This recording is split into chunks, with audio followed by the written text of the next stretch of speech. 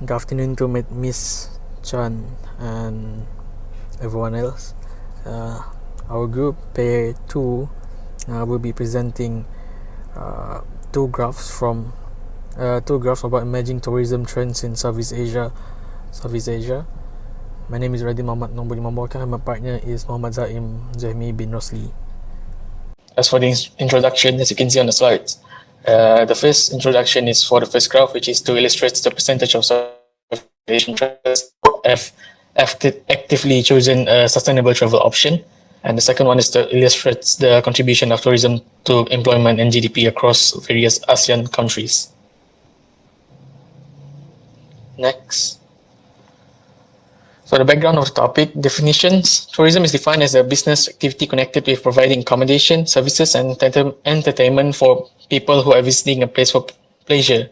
And the central idea is the main reason for this annual report, Emerging Tourism Trends in Southeast Asia, is to examine how tourism is evolving in the region, balancing economic growth with sustainability. So as you can see, for the first graph, which is taken from Zendit by Mina 2022, August 2022.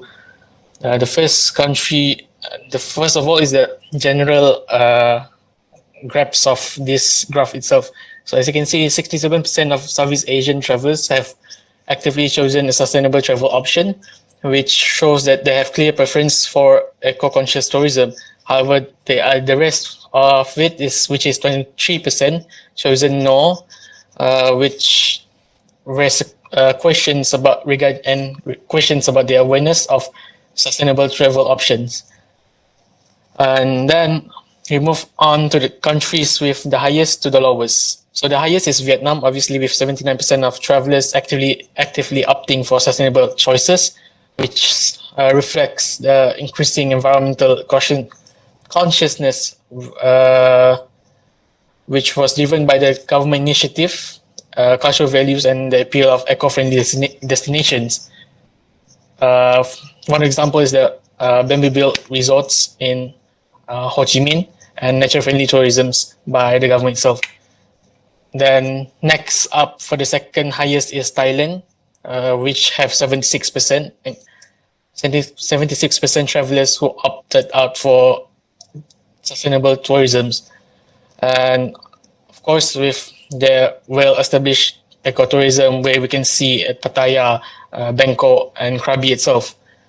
Now, in contrast of these two countries, of which they have which have highest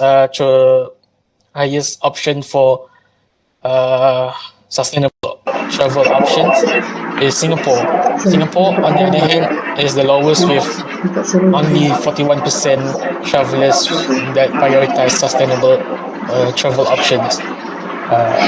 The rest of it is 45% who chosen no as the answer due to cost constraints and limited domestic ecotourism options. As we all know, Singapore is a small nation, and the landscape is very urbanized, and they are based on luxury tourism. So I shall pass the next the next graph to Zaim.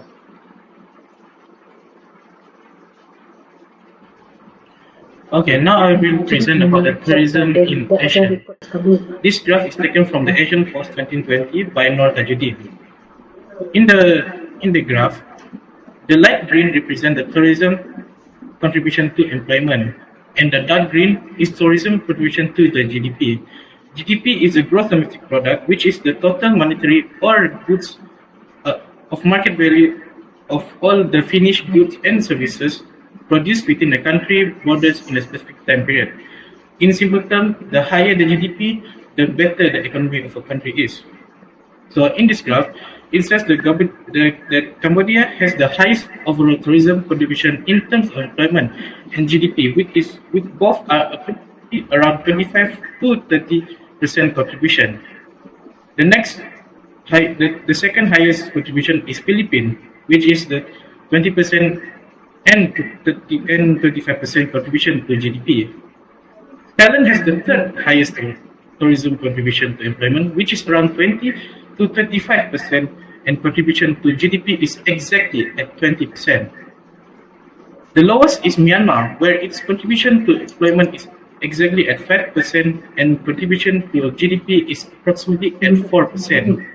This is made due to the riot that happened in Myanmar, and which affected the tourism into the country.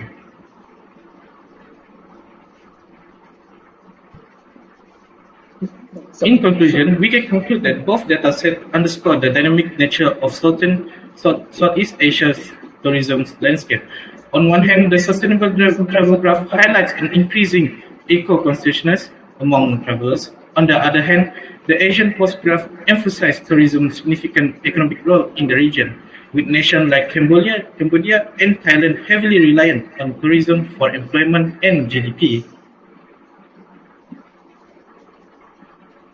This is the references that for our graph, and that's all from our group. Thank you.